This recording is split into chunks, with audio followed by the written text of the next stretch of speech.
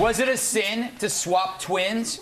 So an 11-year-old Minnesota boy nailed an unbelievable shot during a celebrity hockey game, winning $50,000, which is slang for dollars. Only problem, Nate, seen here, wasn't supposed to take the shot. His twin brother Nick was. But Nick had stepped outside when his name was called.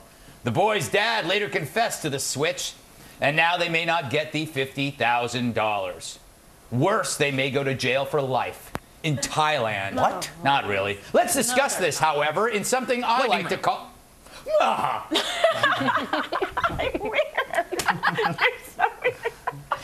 They jumped the queue. They jumped. Andrea, you were saying in the green room you think the whole family should go to jail. No, I didn't say that. I know, I was kidding.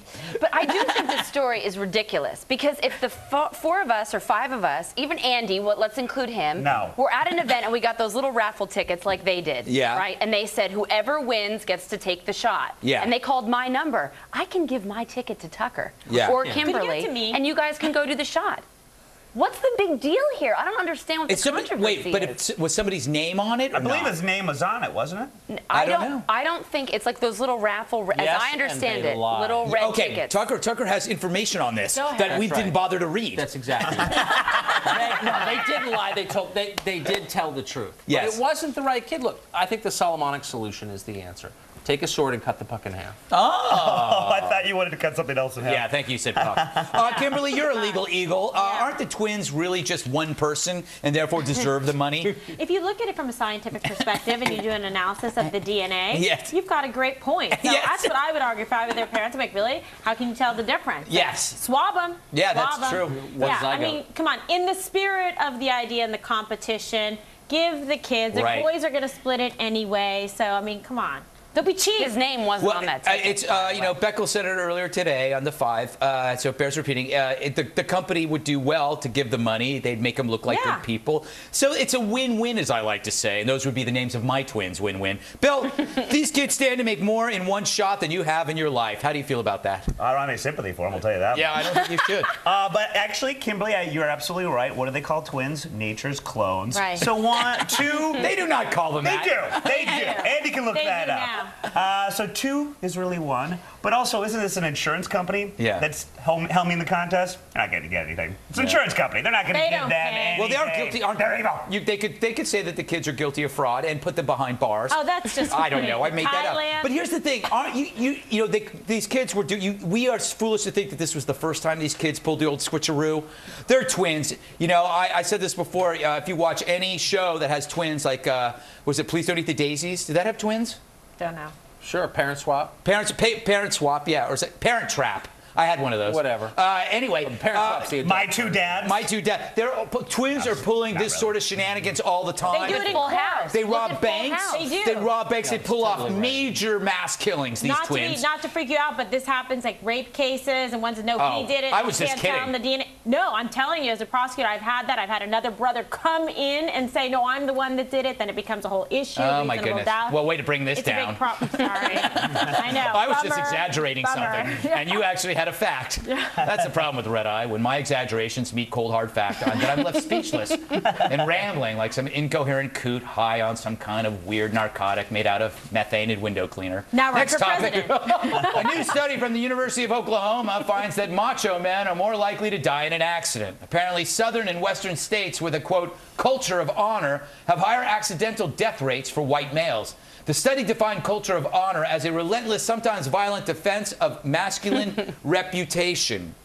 Andrea, the way I hear this sounds like feminist drivel meant to downgrade real, sweaty, well-built men like myself. It's true. Although when Obama heard this today, he was like, ooh, I hope Rick Perry threatens the Fed again. Right?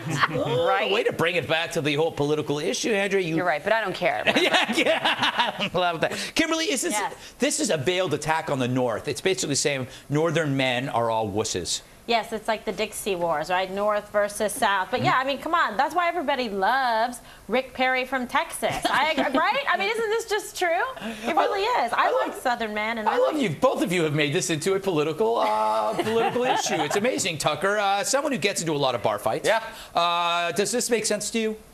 Yeah, and by the way, no one's standing up. I mean, this is true, by the way, but nobody's standing up for the prerogative of people to live out their culture. I mean, some things, let's be honest, are worth dying for. Yeah. Like not getting embarrassed in front of your high school friends. That's true, exactly. Yeah. Every young man knows that. Yeah. If I don't jump off this roof into that swimming pool, they will never respect me. I saw that. I really? saw someone, get gravely injured. Oh, really? That's terrible. No, it wasn't terrible. Way to bring it down again. It's better than the alternative, which is to be considered a wuss by your buddies. Yeah. It's, every one of these stories starts out great and then it ends on a sad, sober note. It's like an after-school special with Lance Kerwin. Look up that on Urban Dictionary. Bill, according to this theory, you could live forever. Look, I don't want to end this story on another sad note, but I'm really offended by everything you've said. In 1982, a macho man killed my father. Really? Yes. I know and it still hurts. CEO of Starbucks? It still hurts. Yeah, Nobody's wearing all leather, had a big mustache. They met at some bar. He's a good singer.